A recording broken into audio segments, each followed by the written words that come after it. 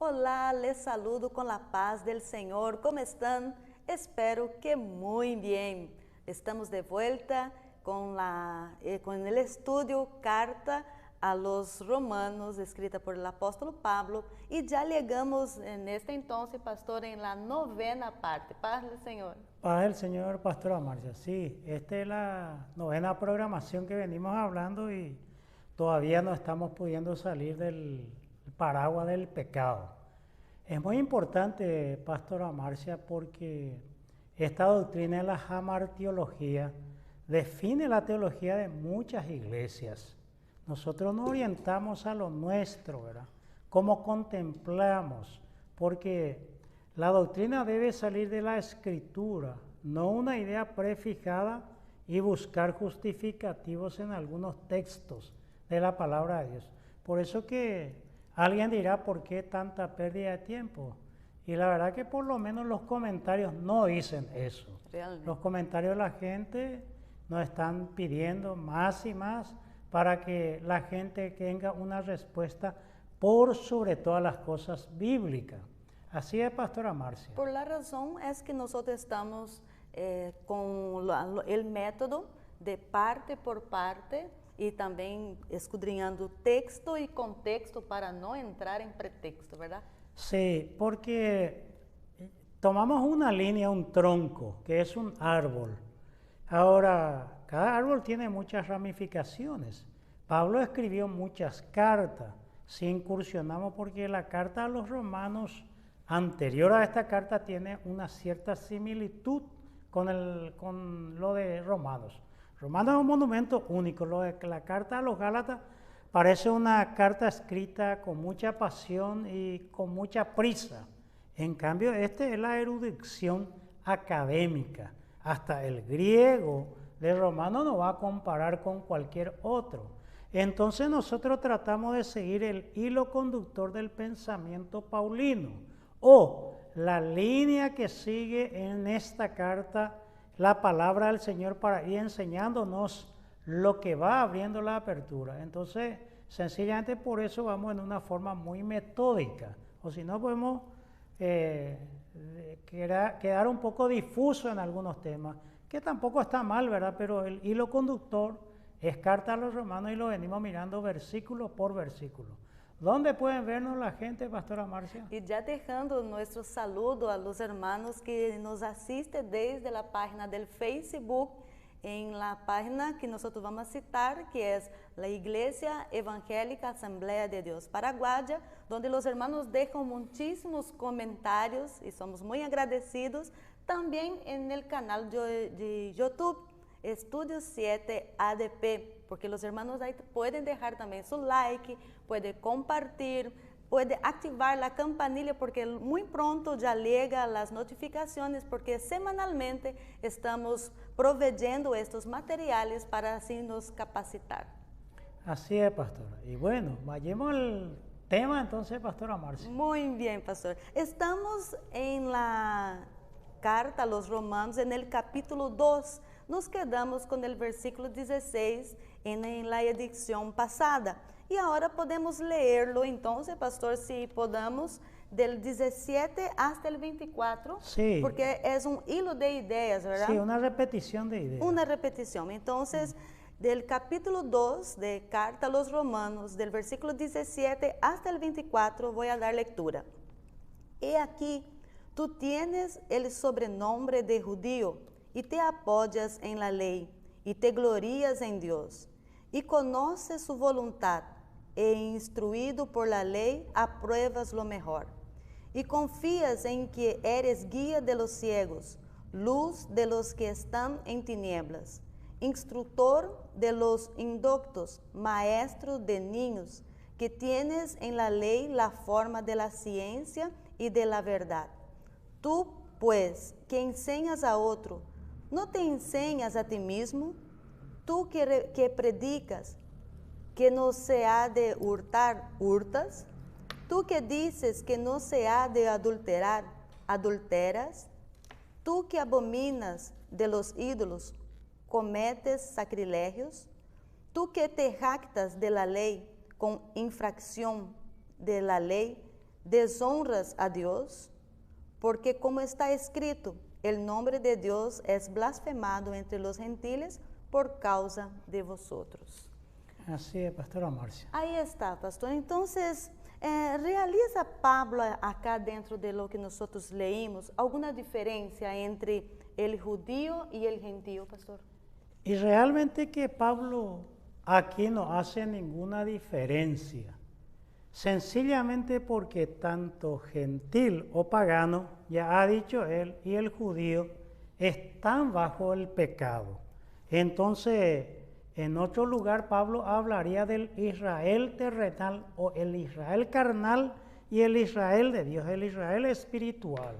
En ese entendido haría en otra carta Pablo, en Gálatas principalmente.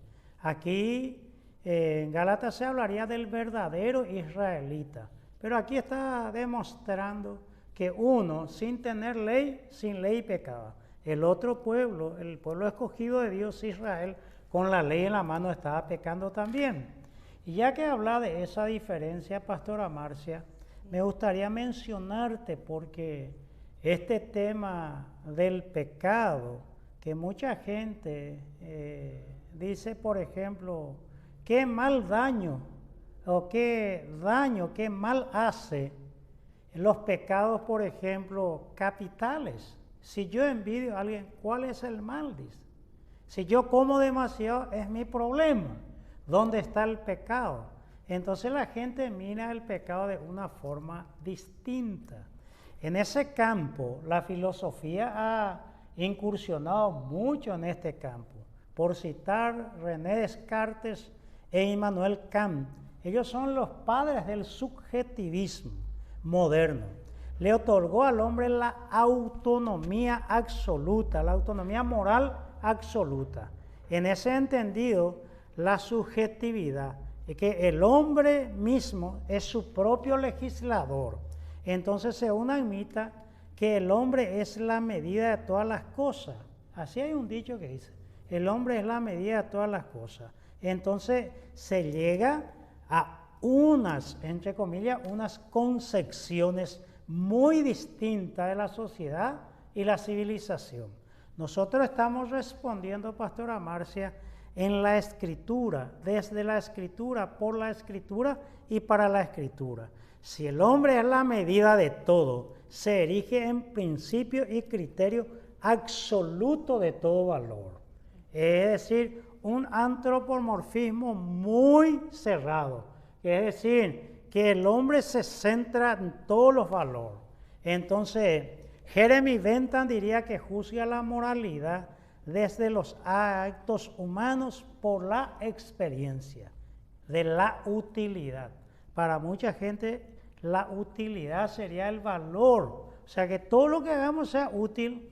En ese entendido, la industrialización sin conciencia podría ser un gran mal, ¿verdad? Sí. Adam Smith hablaría en La riqueza de las naciones con el teorema de la mano invisible y hablaría del provecho, que yo intentando hacer mi bien acabo ocasionando provecho para mucha gente. William James hablaría de la eficacia y Augusto Comte, que es el padre del positivismo que habla de la sociología, él se atreve a decir que desde la sociología deben surgir las leyes para la vida individual, familiar y social. Llega a este punto. En cambio, Friedrich Nietzsche ya nos hablaría de la muerte de Dios, que Dios ha muerto. Nosotros habíamos mencionado en programas anteriores que su hermana vivió aquí en un lugar llamado Nueva Germania, departamento de San Pedro. Entonces, Friedrich Nietzsche hace resurgir al superhombre. Él habla entonces que se sitúa ese superhombre más allá del bien y del mal. Del famoso escrito de Así habló Zaratustra, en donde dicen que un grupo de gente llevaba un cajón y de repente alguien gritó, el profeta Zaratustra en este caso, y dice, ¿quién ha muerto? Y le responde, Dios ha muerto, porque estaban cargando el féretro de Dios. Entonces Zaratustra dice, ¿y cómo puede morir alguien que nunca existió? Entonces Friedrich Nietzsche hace toda una filosofía. Y Jean-Paul Sartre, que escribió La náusea y escribió también El ser y la nada, él va a hablar ya de que el hombre es su propio creador, que se realiza a sí mismo al tomar partido, incluso en la aniquilación. En ese entendido, Pastora Marcia, nuestra respuesta a esto, sencillamente tenemos que hacer resurgir la pregunta también. Pues si el ser, el hombre, es la medida del ser, entonces el hombre también es la medida de la nada, porque tendríamos que partir otra vez de ese punto de partida, y de la nada solo puede existir la nada. En cambio, como dice Sartre, en este vasto universo se puede pensar en la nada, existe el ser, y como el ser existe, convive con la nada. Si solo era la nada, el ser no existiría. Entonces hace esos silogismos. Ahora, nosotros entendemos desde la fe, por la fe y para la fe, no como un criterio fanático del fideísmo que no sabemos ni siquiera pensar, que Dios desde la nada hizo todas las cosas. Esa es la postura cristiana, porque a nuestro modesto entender, Dios es todopoderoso. Bueno, por lo menos eso es una introducción a la gran gama que venimos hablando, Pastora Marcia, porque después de esto hay un tema, el corazón de Romanos. Ojalá lleguemos ahí. Estamos subiendo. Estamos caminando. Estamos caminando. En una gran aventura. Y Sí. muy profundo es cuando se explica, ¿verdad? Cuando se entiende, cuando hay fuentes de que podamos agarrar como para nosotros un crecimiento, ¿verdad? Para conocimientos. Y pastor, dando seguimiento en el versículo 17 Sí. del capítulo 2, Sí. acá hay una cuestión. ¿Por qué le dice Pablo en este versículo? Tú tienes el sobrenombre de judío y te apoyas en la ley. Mira, ¿Qué quiere decir? imagina que Pablo dice que tú tienes el sobrenombre. Más adelante Pablo va a hablarnos quién es el verdadero judío. Porque el sobrenombre es como un mote, como un apodo. Porque también hoy se habla de un cristianismo nominal. De nada vale, Marcia, decir uno, yo soy cristiano, yo soy más santo que los demás, yo oro más, yo leo más la Biblia, yo ayuno más. Pero si en esencia no sos, entonces, como dice aquí en guaraní, en forma jocosa y simpática, la gente dice que estoy de marcante para la cristiana. Puede ser que tu marcante sea cristiano, Sí. pero de que lo seas, porque ahí hay una repetición de idea que dijimos. Sí. Porque Pablo habla, por ejemplo, acá dice, instructor de los inductos, el verso 20. Sí. O sea que le instruye a la que no tienen conocimiento. Maestro de niños. Se está pensando aquí en los prosélitos. Prosélitos eran los gentiles que abrazaban el judaísmo y practicaban el rito de la circuncisión. Y devoto es un gentil, pero que no le gusta ese rito, Marcia, por eso no practicaba. Entonces, Hechos de los Apóstoles va a encontrar que muchos devotos y muchos prosélitos se convirtieron a la fe cristiana. Pablo está haciendo una declaración, un golpe muy fuerte para Israel, para el judío, que es pecador aún con la ley. En breve palabra, eso es lo que le dice. Qué interesante. Y acá, pastor, en el versículo 24, llama la atención porque dice así, porque como está escrito, el nombre de Dios es blasfemado entre los gentios por causa de vosotros. Sí. Es decir, ¿qué daño causa el mal testimonio? Y el mal testimonio en este caso para la nación de Israel. Pablo demuestra que ellos deberían ser luz, que ellos deberían ser ejemplo, que ellos serían el punto de atracción. Pero él está diciendo que predica que no se debe hurtar, pero ellos hurtan. No deben blasfemar, ellos blasfeman. No debe haber inclinación, adoración, sacrificio a los ídolos, pero ellos hacen lo mismo. Y pasa lo mismo en la iglesia cristiana, ¿verdad? Que cuando se porta mal un hijo, es indudablemente que la gente dice, ¿de quién es este niño? Porque eso causa un daño muy grande, el mal testimonio. Porque en el 4:7 de Deuteronomio, no sé si podía leer, Dios le dice a Israel un elemento muy importante en ese entendido, porque el mal testimonio es muy fuerte. Mira, Pastora Marcia, se ha hecho estudio en la sociología, que se cuenta la estadística de la gente que entra por la puerta de entrada. Pero en este momento hay mucha gente que nos escucha que probablemente por el mal testimonio 1 o 2 cristianos haya salido de la iglesia y nunca más quiso volver. Gente que a lo mejor prestó dinero, nunca le quiere pagar. Un montón de casos puede darse. Es muy amplio también la puerta de salida, que se va escapando la gente herida, la gente molesta. Y es más difícil alcanzar a esa gente que alguna vez fue cristiano, convertido, que después por heridas causadas en la iglesia, como ese libro que trajimos a los jóvenes, me perdieron. ¿Por qué los hijos de los pastores no quieren ser pastor? ¿Por qué hay tanta vacancia y tan poca vocación hacia el ministerio pastoral o sacerdotal en el caso? Entonces se va generando muchas cosas. Siempre la causa va a ser el pecado. ¿Qué diría 4:7 de Deuteronomio, Pastora Marcia? Está escrito, porque ¿qué nación grande hay que tenga dioses tan cercanos a ellos como lo está Jehová nuestro Dios en todo cuanto le pedimos? Muy bien. Dios le recuerda a Israel que Dios es el que... Porque aún más Dios va a decir en otro texto ya en los Salmos, va a hablar que los ídolos de las naciones son vanidad. Los dioses de los pueblos en realidad no existe el Baal. Pero ¿qué pueblo tiene como el pueblo de Israel? Pero aún así se portaba mal.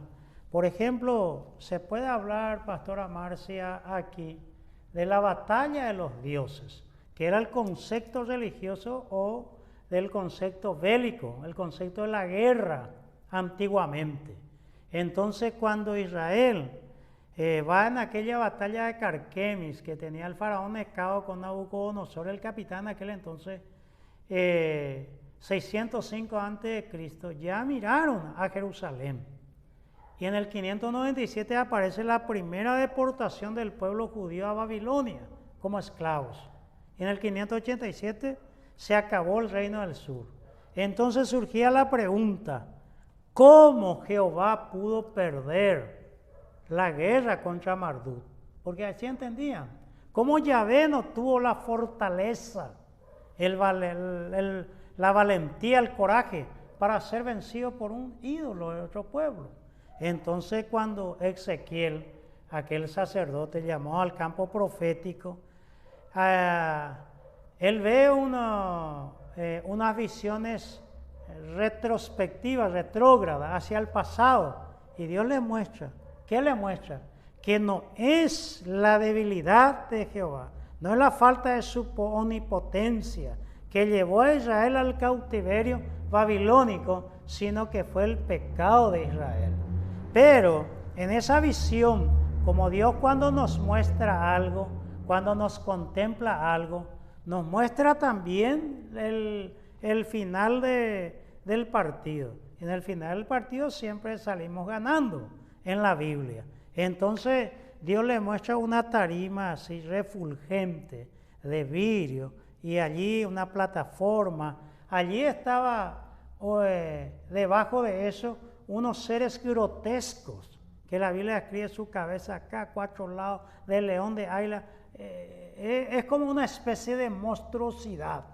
Y allí está Marduk debajo de eso, el principal dios de los babilónicos, que Israel en su concepción teológica religiosa entendían que Jehová perdió la batalla.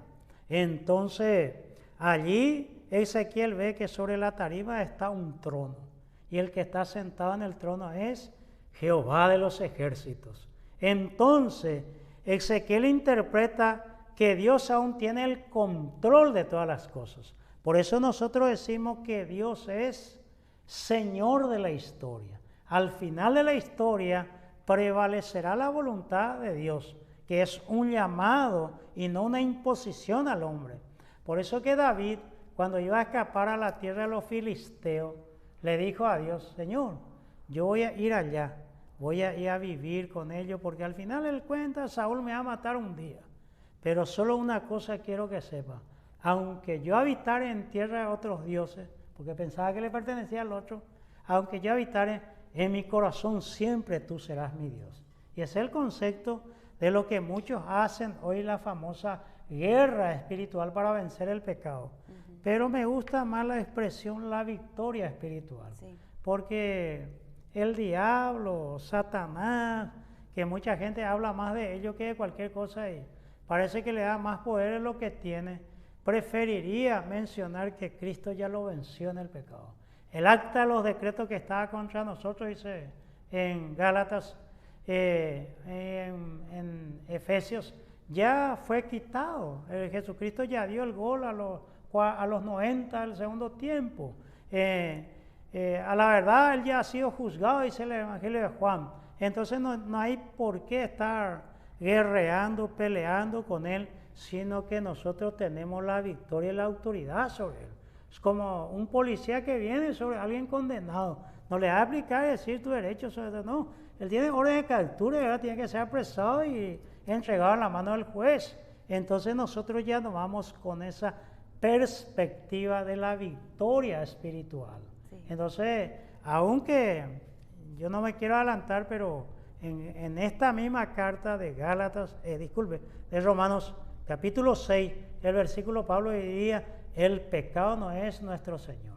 Porque mucha gente quiere encontrar a la iglesia aquí. Hay teólogos que dicen que no hay ni siquiera un justo y está apuntando allí. Y no es tan feliz, no es tan agraciada o tan correcta esa postura, Pastora Marcia. Entiendo, hay que pastor. Partir de la Escritura. Sí. Pero excelente pregunta. Muy bien, pastor. Entonces vamos avanzando ahora en el versículo 25 que dice, pues en verdad la circuncisión aprovecha si guardas la ley, pero si eres transgresor de la ley, tu circuncisión viene a ser incircuncisión. Así que, pastor, ¿qué signo o señal es la circuncisión? Para el judío la circuncisión es muy importante. Esa es la señal del pacto de Abraham o de Dios con Abraham, correctamente hablando. Este escritor que fue el Papa Joseph Ratzinger, en el Ministerio de la Palabra, él dice esta expresión. El bautismo es tan serio como la muerte y la muerte es tan dulce como el bautismo. Porque para el cristiano el bautismo es todas las cosas. Y para el judío, decirle un incircunciso a un judío era sinónimo de ofensa, como hasta el día de hoy. Porque recordarás cuando David fue al campo de batalla y Saúl estaba escondido, temeroso con todo el ejército. Cuando sale Goliat dice, ¿quién está incircunciso?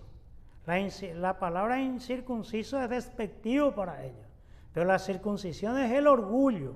Como alguien podría decir, no sé, yo soy evangélico, bautizado y todas esas cosas.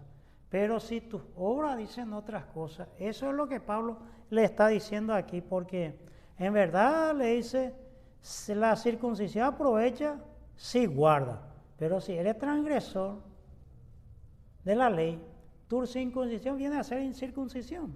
¿De qué vale decir yo soy cristiano, yo oro más que los otros, yo esto? Porque el profeta Isaías diría y Jesús le repetiría, este pueblo de labios me honra, pero su corazón está lejos de mí.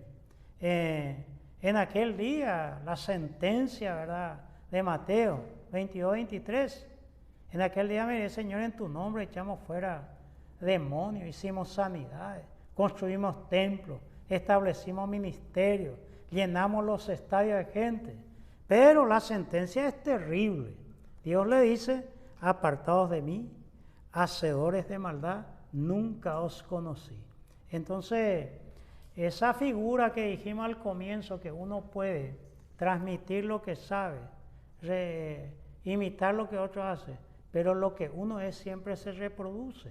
Entonces, hacia ahí apunta Pastora Marcia, porque signo y señal del pacto para Israel en Abraham es la circuncisión.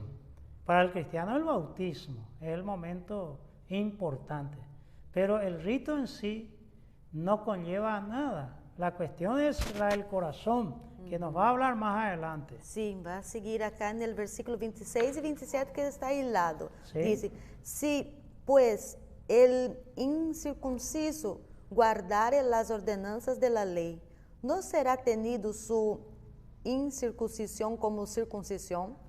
Y el versículo 27, y el que físicamente es incircunciso, pero guarda perfectamente la ley, te condenará a ti que con la letra de la ley y con la circuncisión eres transgresor de la ley. Sí. Así que, ¿cuál es el pensamiento paulino acá?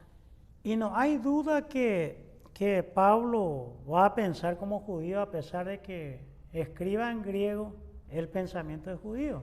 Como nosotros los paraguayos, yo puedo hablar en español en este momento, o mejor dicho, en castellano, ¿verdad? La lengua de Castilla, porque en España se hablaba muchas otras lenguas, el aragonés, el catalán y, bueno, una serie de lenguas también.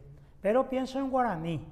En cambio, acá Pablo escribe en griego, pero el pensamiento es judío todavía. Entonces él le presenta al incircunciso, que es el gentil, y al circunciso, que es el judío. Pero no hay duda que Israel en su teología esperaba que todas las naciones vengan y adoren allí. Y no hay duda también que el pensamiento judaico sería que el gentil fue hecho para combustible del infierno, porque es pagano. Como también podríamos mirar al profeta Isaías, un profeta de sangre azul, un profeta que no convivía con el pueblo. Entonces, todo Isaías, por lo menos los primeros 39 versículos, dice, venid, venid. Tenemos aquí el monte Sión, tenemos al hijo de David en el trono como rey, tenemos sacerdote, tenemos levita, tenemos el templo de Salomón. Entonces, venid y adoremos, la centralidad. Israel siempre tuvo eso. No hay misión desde Israel en el judaísmo para el mundo gentil. En cambio, en el cristianismo eso cambiaría ese concepto, ¿verdad? Entonces Pablo dice, ¿de qué aprovecha si un incircunciso cumple la ley a pesar de que no lo conozca? O sea, es un hombre de bien. En cambio, vos que conocés, actúa como si fuera que no conoces. Y entonces eso es lo que le está contraponiendo. Porque de nada vale decir, somos la mejor iglesia, nosotros tenemos la mejor doctrina, nosotros somos los que hacemos más misiones, porque en el cuerpo de Cristo al final todos tenemos nuestro rol y nuestro papel preponderante. Realmente. Bueno, llegamos entonces en los versículos 28 y 29 del segundo capítulo de la carta a los romanos.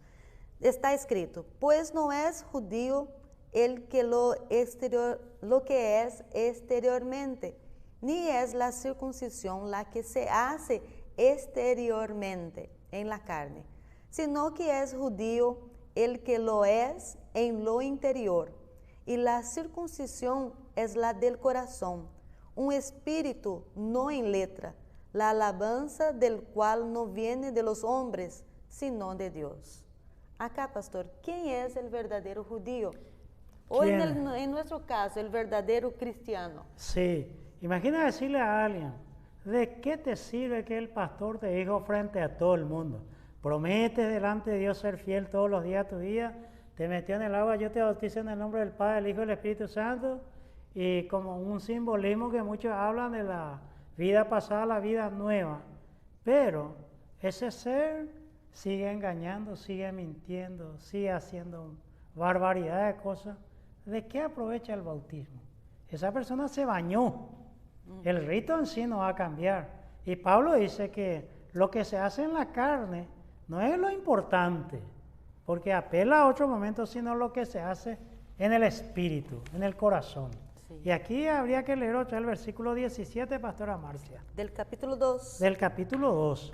Bueno, he aquí, tú tienes el sobrenombre de judío y te apoyas en la ley Sí. y te glorías en Dios. Le vuelve a decir el sobrenombre, porque lo que Pablo está atacando es al nominal, aquel que dice que es cierta cosa y no lo es. ¿Cuánto daño causa?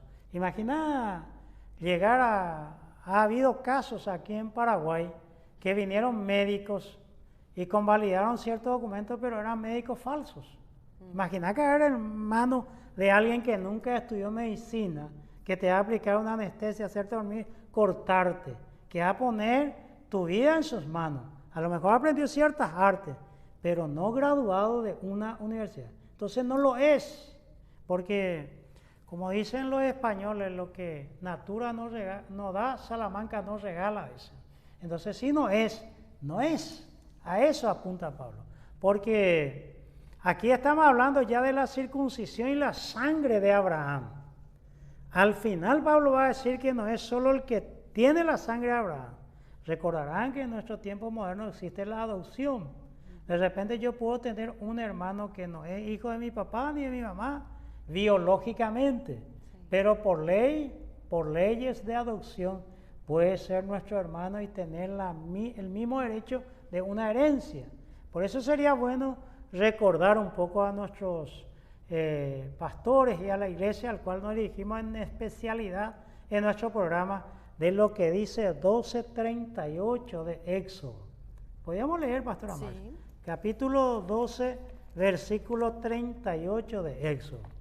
Recordemos la presencia. Sí, ¿sí tenés ahí? 12:38. 12:38. También subió con ellos grande multitud de toda clase de gentes y ovejas y muchísimos ganados. Muy bien. Cuando Israel salió de la esclavitud egipcia, dice que mucha gente están saliendo y muchos esclavos de otro pueblo, como dice usted los brasileños, vayan embora. Como dice el paraguayo, ñambo, mi salomo, ¿verdad? Se llama inflar la espalda de la camisa y dice para correr fuerte entonces. Entonces salieron. Pero ¿qué pasa? Vino un pueblo grande, una muchedumbre, dice ahí, Sí. de otros pueblos, que no era de la tribu de Leví, de la tribu de Benjamín, de la tribu de Judá y de Isaacar, de ningún otro. Y estuvieron. Y cuando Moisés sube en el monte Sinaí, la presencia del Sinaí, el 19:3, hasta el número 10, capítulo 10, versículo 10, la presencia de Israel en el Sinaí, Dios hace pacto con ese pueblo y le pregunta a ellos y le dice que Él será el Dios de ellos y le dice que también ellos serán el pueblo de Dios, pero ese será el pueblo de Dios. Ahí Dios nos dijo, excluyan los extranjeros. No, ahí también entró.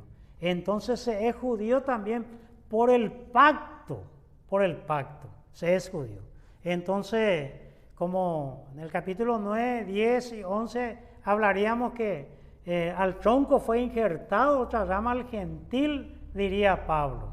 Entonces, ya no es solamente judío el que tiene la sangre de Abraham, se es judío por el pacto o por la obediencia. Lo es el que lo tiene en el interior, lo es aquel que es fiel al Sinaí, o fiel en este sentido a la circuncisión, al propósito por el cual al octavo día sus padres lo circuncidaron. Es la del corazón, la del espíritu, porque la letra de la circuncisión, el santo y el separado, va a mirar ahí. Era señal de ser separado con exclusividad para Dios la circuncisión, porque en Deuteronomio nos va a decir en el 7:6, va a decir Dios que Israel era el más insignificante de todos los pueblos, pero Dios los escogió y hoy, por más que tiene una extensión territorial muy poca Israel, 42.000 kilómetros cuadrados más o menos, y sin embargo es una potencia. En la guerra de los 6 días, del 6 de junio de 1967, en esa fecha ganó una guerra en 6 días a 12 países confederados árabes. En fin, Israel tiene historia, tiene muchas cosas, pero Pablo apunta al fiel al Sinaí, porque el judío se alababa a sí mismo y pensaba que por el solo hecho de tener la sangre de Abraham, por eso ya está exento de todo juicio.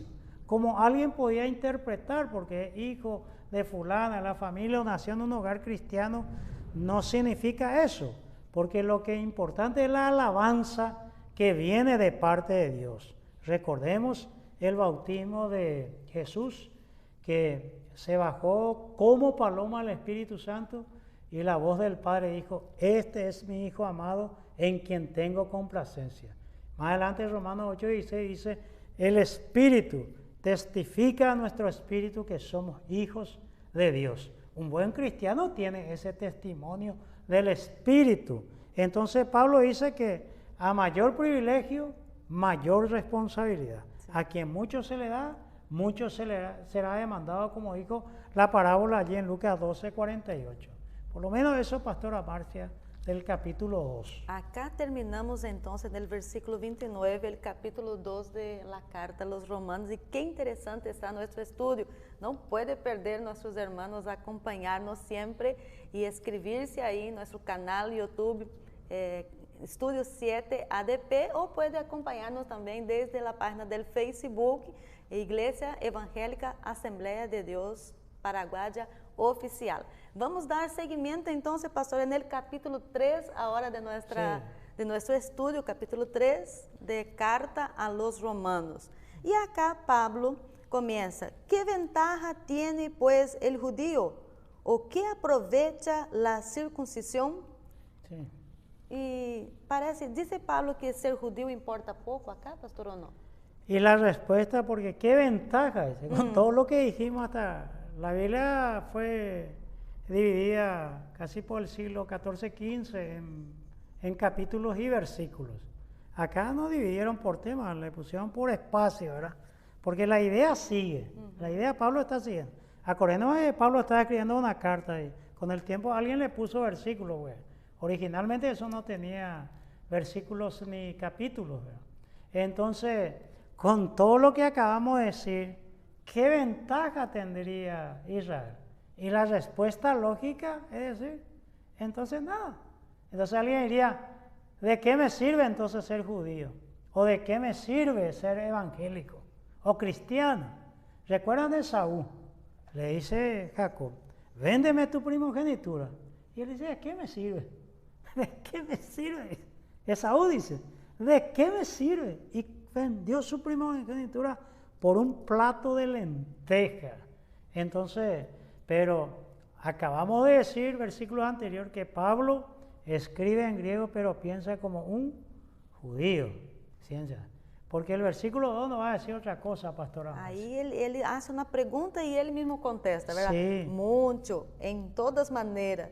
Primero, ciertamente, que les ha sido confiada la palabra de Dios. Sí. ¿Y cómo Dios confió en el judío? Muy bien.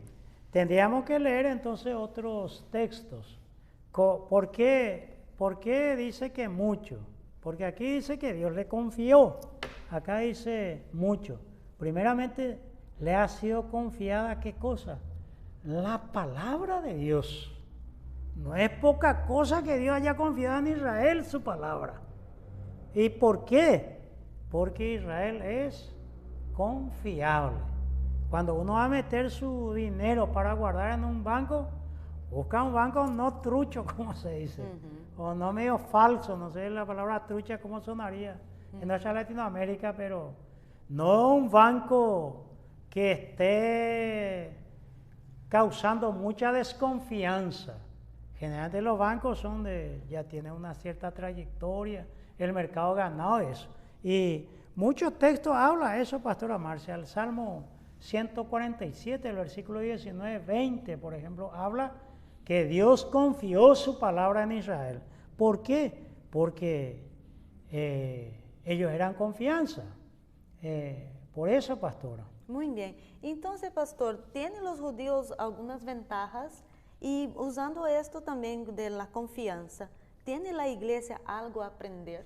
Sí, los judíos, porque acá dice Pablo mucho. Esa palabra mucho tiene una connotación importante.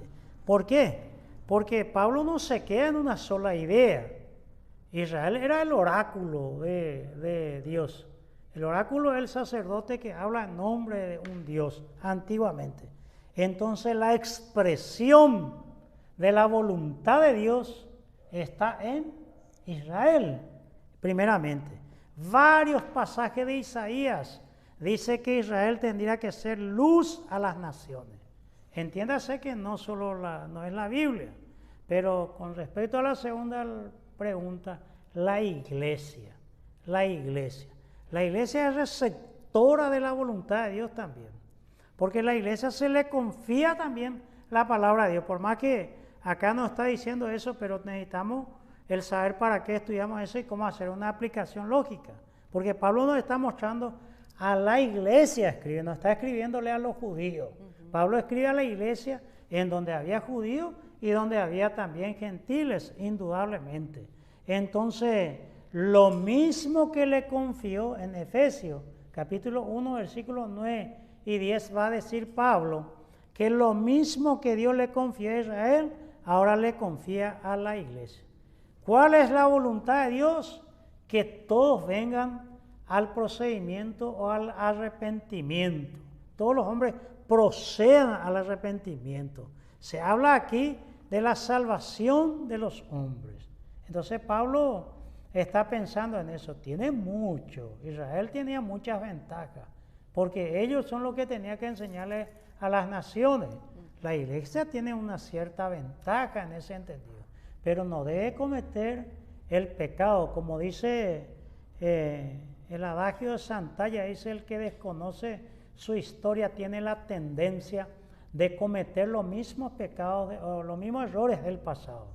Hegel dice: la historia muestra que los hombres de la historia no conocen la historia. Entonces debemos conocer la Biblia. La Biblia es un libro que nos remonta hacia el pasado, no es propiamente en la categoría científica de un historiador, pero tiene elementos de la historia. Muy bien. En el versículo 3 vamos a seguir con una nueva pregunta del apóstolo. Pues que si algunos de ellos han sido incrédulos, ¿su incredulidad habrá hecho nula la fidelidad de Dios? ¿Se puede pensar aquí en términos de la iglesia, pastor? Sí, claro que sí. También en términos de iglesia se pueden ver. Porque hay un libro, Jürgen Moltmann escribe, es un teólogo cristiano. Y todo teólogo tiene un filósofo por detrás. La filosofía es la encargada de hacer la pregunta y la teología responde. Y este teólogo que le antecede a Jürgen Moltmann escribe un libro que se llama Ateísmo en el Cristianismo. Parece una contradicción, pero aquí habla de la incredulidad, el versículo, porque hay un texto que tenemos que recordarlo, porque Pablo está pensando en el remanente, en el modelo mesiánico. Entre todos estos pecadores que él mencionó, siempre hay un remanente también, porque él menciona que hay gentiles que no tienen la ley de Dios, pero como que obedeciera a la ley no escrita, a la ley no escrita en su corazón, pero no la ley de Moisés que no conoce, pero hacen como si fuera que conocieran. Y hay gente que están obrando mal y haciendo mal a pesar de su conocimiento. Entonces, en este texto que te cité, Pastora Marcia, hay una palabra en Efesios capítulo 1, versículo 10, que está en el idioma griego. Y allí está la palabra anakephalaiosostai. Una palabra un poco larga. Anakephalaiosostai. Y esa palabra significa, ana es una partícula distributiva que significa cada uno. Y kefalé, que se declina, ¿verdad? Se declina como cabeza, significa cabeza, kefalé, como sustantivo femenino, primera declinación, tercera acepción, nominativo, ¿verdad? Entonces se declina kefalé, y kefalé es cabeza. Y lo que queda es que Pablo dice que la iglesia ha sido llamada como cabeza para cada uno de los segmentos de la historia o la vivencia o la comunidad del hombre, en la economía, en la política, en la ciencia, en la religión, en la sociología, la iglesia debe dar respuesta y luz a la gente. Lastimosamente, este pensamiento americanicista que pobló muchas nuestras iglesias, que nosotros teníamos solo la intención de la salvación del alma, pero hoy, por el griego, por la ciencia bíblica que avanza, nuestra misión no es solamente decirle, hey, pecador, vení a aceptarle a Cristo y ya está. No, la iglesia está para dar respuesta.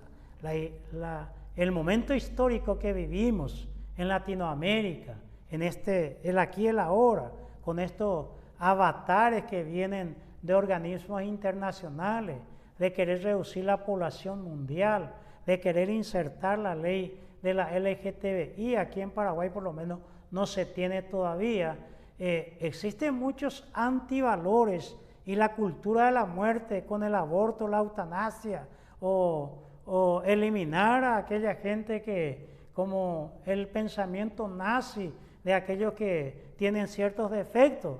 Ese no es el cristianismo, ese pensamiento no viene de la luz de las Escrituras. Las Escrituras va a hablar totalmente otra circunstancia, otra situación. Entonces, a eso deberíamos abocarnos, Pastora Marcia. Muy bien. Y acá hay una respuesta de la pregunta, ¿verdad? Del apóstolo Pablo, hizo una pregunta en el versículo 3, en el versículo 4 dice, de ninguna manera, antes bien sea Dios veraz y todo hombre mentiroso, como está escrito. Sí. Para que seas justificado en tus palabras y venzas cuando fueres juzgado. Muy bien.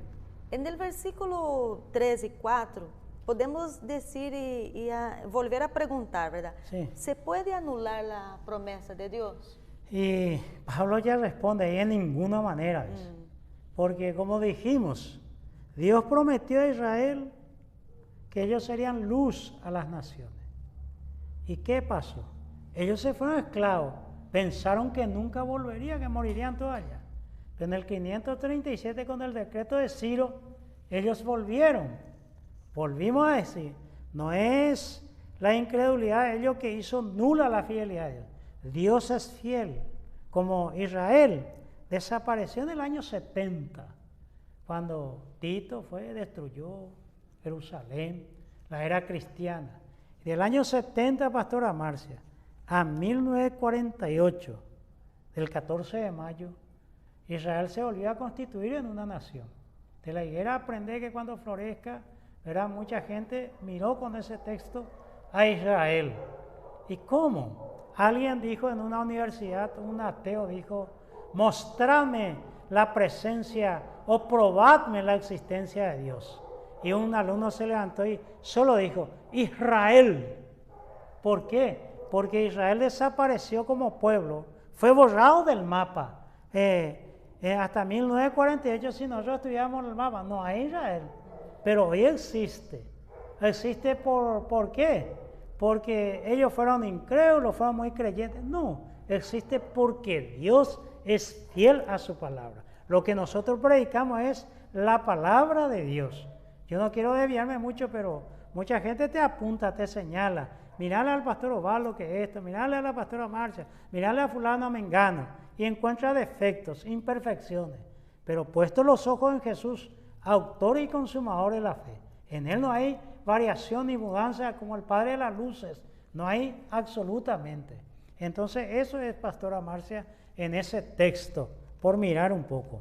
Bajo ningún sentido pudo anular aquí la promesa de Dios. Muy bien. En el versículo 5, ¿sí? Y si nuestra injusticia hace resaltar la justicia de Dios, ¿qué diremos?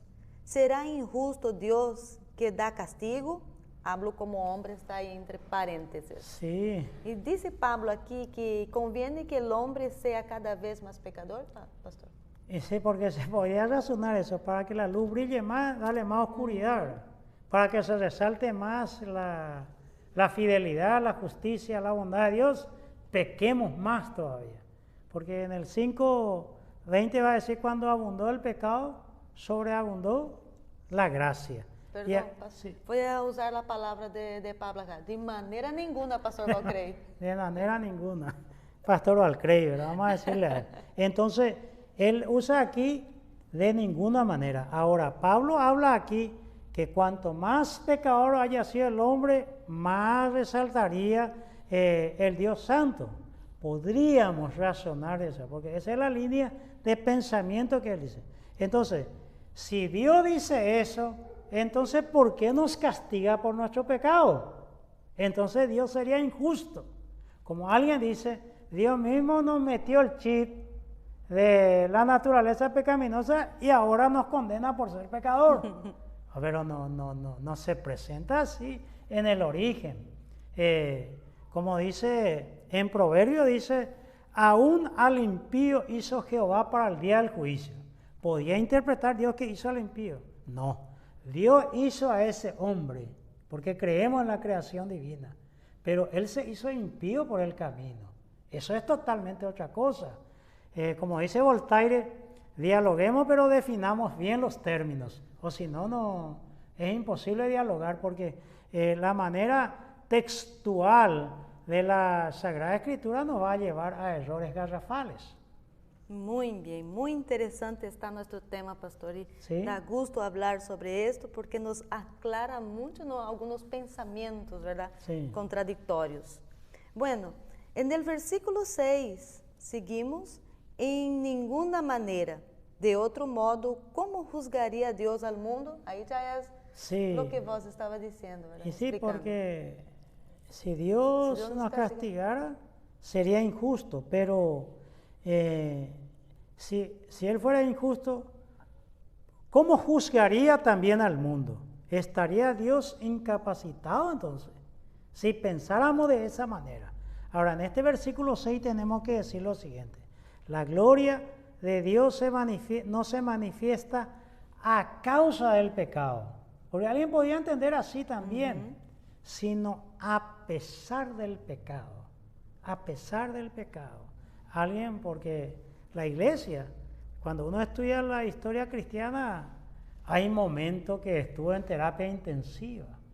Pareciera que iba a desaparecer del mapa, pero aún así siempre hubo un remanente como en Israel. Y a pesar de eso, siempre hubo gente que tenía en el corazón a Dios dispuesto a morir por su fe. Y esa gente hizo un cambio radical. ¿Por qué? Porque Jesús dijo que las puertas del infierno no prevalecerán contra su iglesia.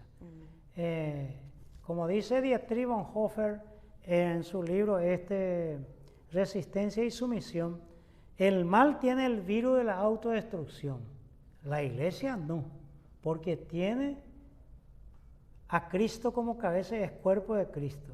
Se podría decir de una manera, es indestructible porque es sin mancha y sin arruga. La iglesia mística de Cristo, la iglesia, llamémosle así, no visible por decirlo. Así es, pastora Marcia. Muy bien. ¿Seguimos, pastor? Sí, seguimos un poquito más. No, Tenemos vale. un poquito más, 5 minutos más. El versículo 7 vamos ahora, ¿verdad? Sí. Pero si por mi mentira la verdad de Dios abundó para su gloria, ¿por qué aún soy juzgado como pecador? Sí, entonces lo que dijimos, ¿verdad? Si Dios mismo me cargó con el chip, pues uno podía interpretar así, porque hay segmentos que va a llegar, en la deducción teológica que ellos hacen, va a llegar a ese punto, pastora Marcia. Pero a Dios no le podemos culpar. Vuelvo a reiterar, y nos queda pocos minutos para quedarnos hasta aquí. Sí. No nos olvidemos, pastora Marcia, que al comienzo de esta serie de comentarios que venimos haciendo sobre Romanos, en Romanos, del capítulo 1, versículo 18 hasta el 3:20, Don Sata está desaparecido. Nunca, dice Pablo, fue por culpa del diablo. Acá no aparece el diablo, porque esta es una obra académica pensada. Responsable de su pecado es el hombre. Pero hay segmento corriente, pastora Marcia, de teología, que cuando te vas escarbando, vas a llegar a un punto que en el Edén el culpable es Dios, porque al final de cuentas Dios es el que provocó o que predigitó al ser humano para que pecara. O como el que te dice, no había opción, tenía que pecar. Y la verdad que no es tanto así la corriente. ¿Y por qué no nos quedamos aquí en esta 9ª edición de Carta a los Romanos, capítulo 2, Pastora Marcia, versículo 8? Nos quedamos allí y si Dios lo permite, en la 10ª, allí será mucho mejor. Te había dicho en una oportunidad que los romanos le llamaban a su hijo cuando tenía muchos, hay muchos que le llamaban segundo, tercio, cuarto, quinto, esos nombres. Porque en vez de ponerle nombre, le citaban nomás ya así, pues. Entonces, el 10º, Pastora Marcia, va a estar más apasionante. ¿Qué cosa dijimos? Más apasionante que el pecado. Que el pecado. Y bueno, entonces, si por ahí, estimado hermano, amigo, estás escuchando esta programación y si alguna vez estuviste en la iglesia como cristiano, alguien te hirió, recuerda que no fue Cristo. Recuerda que en su palabra Dios es perdonador y siempre está llamándote al arrepentimiento. Que Dios siempre te llama a la salvación. Dios te llama por el Evangelio, para que puedas estar en su presencia y disfrutar las maravillas de servirle a Él. Así que bendecimos tu vida desde aquí y siempre te hacemos la cordial invitación para que le recibas a Jesús en tu corazón, que pueda entrar en tu vida, en tu familia y que desde el individuo podamos cambiar la sociedad aquí de Paraguay o de cualquier parte del mundo, porque la historia tiene registrado que eso ha acontecido en muchas partes. Muchas bendiciones. Pastora Marcia, ¿podría orar y terminar? Vamos a orar juntos entonces. Padre bendito, te damos gracias, Dios, por revelar tu palabra a nuestros corazones, por revelarte, Señor, como nuestro Salvador. Eres tú, Señor, que nos redime, eres tú, Señor, que nos garantiza la salvación en Cristo Jesús. Por lo tanto, en ti, Señor, nos refugiamos y presentamos también, Señor, a vida de cada hermano que está siendo parte, Señor, de esta programación.